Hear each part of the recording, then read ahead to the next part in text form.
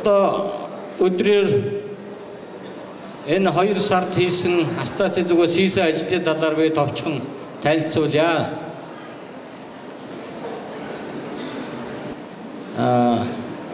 Хэд хэдэн арга хэмжээ ажил зохион байгууллаа. За нэгдүгээр хамгийн гол юм маань бол манай асоциацийнхаа чуулганыг амжилттай хийсэн. За энэ жилийн асоциацийн ерөнхий чуулган бол бүх гишүүдийн чуулган бол онцлогтой жил байсан. Олон жил одоо урд жилүүдэд ажиллаж ирсэн асоциацийн удирдах зөвлөлийг шинээр сонгох юм сонгуулийн ажилтай байлаа. За энэ сонгуулиар бол асоциацийн удирдах зөвлөлийг 15 хүний бүрэлдэхүүнтэй 15 одоо гишүүнтэй ийм удирдах зөвлөлийг сонгож батсан. За энэ 15 гишүүд нь бол хуучин одоо урд өмнө нь байсан асоциацийн удирдах зөвлөлийн гишүүдээс бас нэг 50% нь үлдээд шинээр 50% нь одоо шинээр шинэ гишүүдээс сонгож одоо оруулсан байгаа. За ингээд манай асоциацийн удирдах зөвлөлд орох одоо гишүүдээс орох юу бол шинэ дүрмээр квоттой болсон. Тэгээд тэр квотын дагуу одоо санал хураалт явагдаад ингээд сонгогддог ийм зарчимтай байгаа. За яг одоо хамгийн олон одоо гол цөм болсон ашигт малтунлын эрэл хайгуул олборлт явуулдаг компаниудын хувьд одоо 9 гишүүний төлөөлөл байдаг. За дараа нь бол одоо туслан гүйцэтгэгч байгууллагуудын төлөөлөл одоо асоциацийн гишүүн гэж нэрлэгддэг энэ төлөөллөөс одоо байдаг. За дээр нь одоо төрийн бус байгууллагын төлөөлөл одоо мэргэжлийн холбоодын төлөөлөл гэж байдаг. За мөн одоо сургууль эрдэм шинжилгээний байгууллагын төлөөлөл гэж байдаг.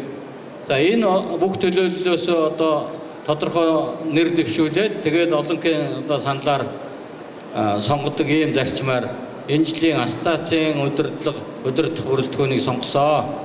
Дарга байдаг байсан бол одоо бид нар бас арай ардчилттай болоод удирдах бүрэлдэхүүнд одоо асоциацийн ерөнхийлөгч гүйцэтгэх захирал орохоо байсан. Тэгээд цэв манай шаргуу дарга сонгогдсон. Ингээд одоо манай уулуурхай асоциацийн удирдах гишүүн байгууллагуудын одоо идэх оролцоо бол нэлээд нэмэгдэж байгаа. ялангуяа одоо манай нөгөө алтны салбарынхан бол сүүлийн үед одоо ассоциацийн үйл ажиллагаатай бол нэлээд одоо идэвхтэй оролцож уялдж явж байгаа.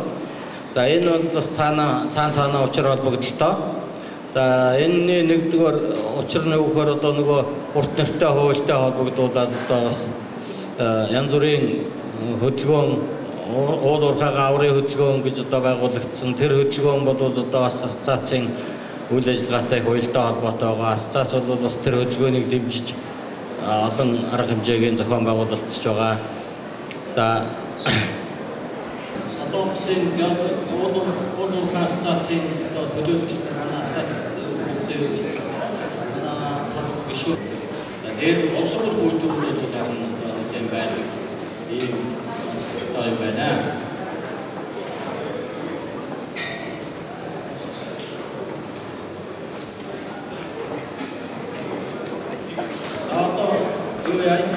Мэдээ хүргье. За Эрдэнэс хэмжээл компани одоо явуулж байгаа үйл ажиллагаа бол Эрдэнэс 5-7 компани үйл ажиллагаатай холбоотой товч мэдээллийг биед хийн. За нөгөө талаар өнөөдрийн компаниудын оролцож байгаа арга хэмжээний гол зорилго нь бол дотоодын компаниудын болон стратегийн ордууд дээр ханган нийлүүлэлтийн ажлыг юу ямар хуу хэлбэрээр ямар зохион байгуулалтаар хийх юм бэ? Мөн туслан гүйцэтгэгч компани хамтран оролцогч компаниудын оролцоо ямар байх ёстой юм бэ? Эрдэнэс хэмжээл төрийн хэмжээт компанийн хувьд бол яаж төлөвлөж байгаа юм бэ гэдэг байдал дээр ерөнхийдөө компани бодлого шийдвэрийн талаар мэдээлэл чий гэсэн өвсөл тавьсан учраас тэр талаар товч мэдээлэл хүргээд за та бүхэнтэй шаардлагатай асуулт байгаа гэж үзсэн тохиолдолд асуултанд хариулах хэлбэрээр ийм хэлбэрээр гэж байна.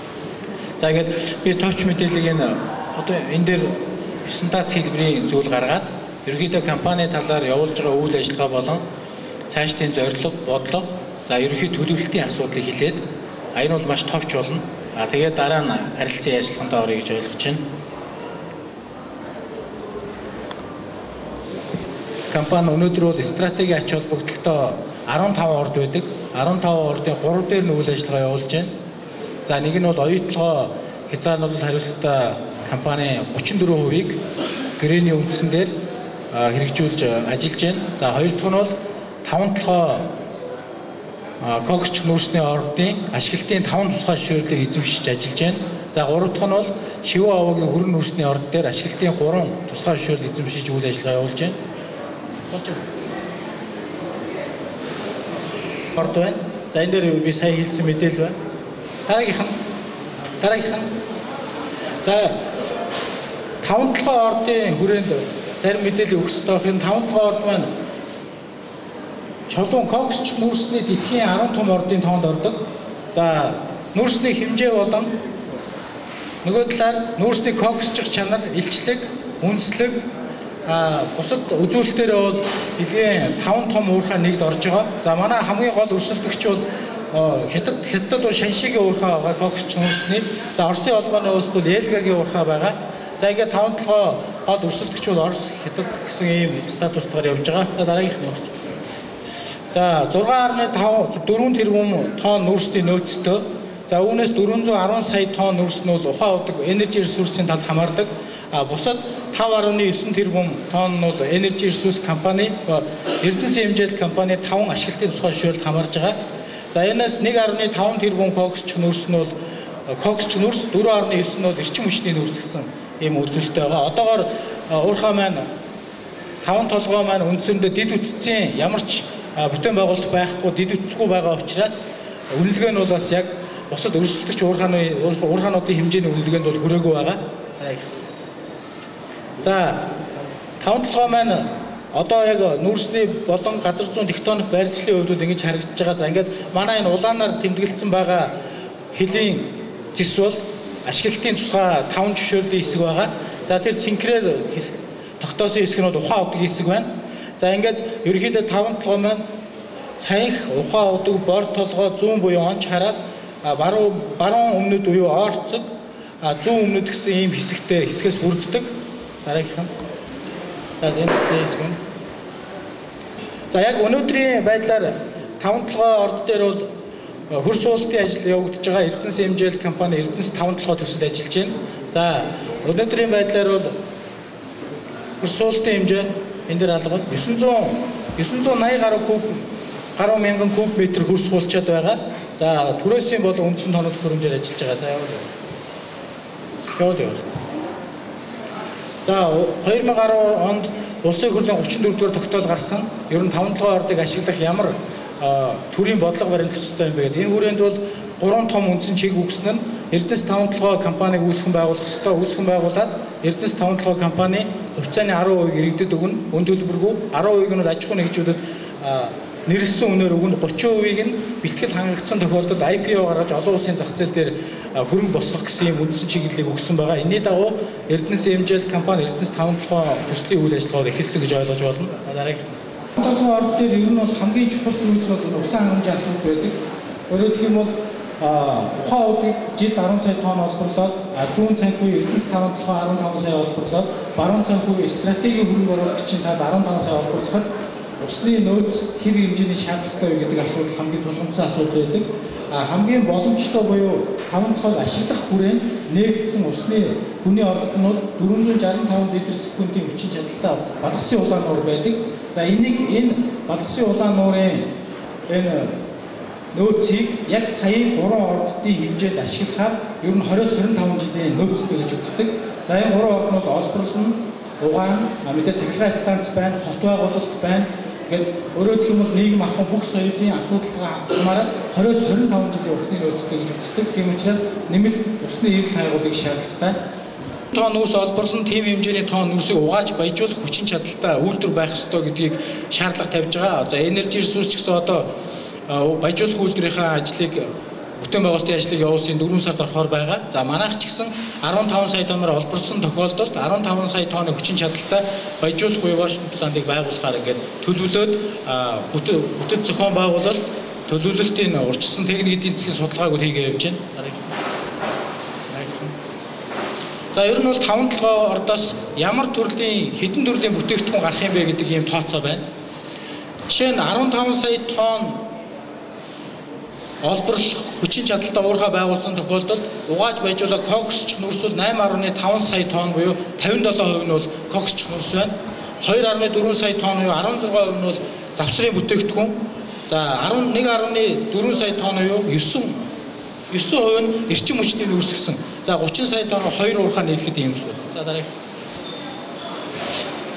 За ер нь бол 5 толгой орд дээр өнөөдөр бол 75-аас 100 мегаваттын хүчин чадалтай эрчим хүчний хэрэглээ байгаа. Тийм учраас бид төлөвлөгтөө бол 75-аас 100 мегаваттын хүчин чадалтай цахилгаан станцыг анх төлөвлөсөн. За одоо оюутлогоо компанитай хамтраад ерөнхийдөө энэнийхэн хүчин чадлыг нэмэгдүүлэх, усны их усрыг нэмэгдүүлсэн тохиолдолд байгуулагдах цахилгаан станцын хүчин чадлыг нэмэгдүүлэхээр техник эдийн засгийн урьдчилсан судалгаа хийж байна.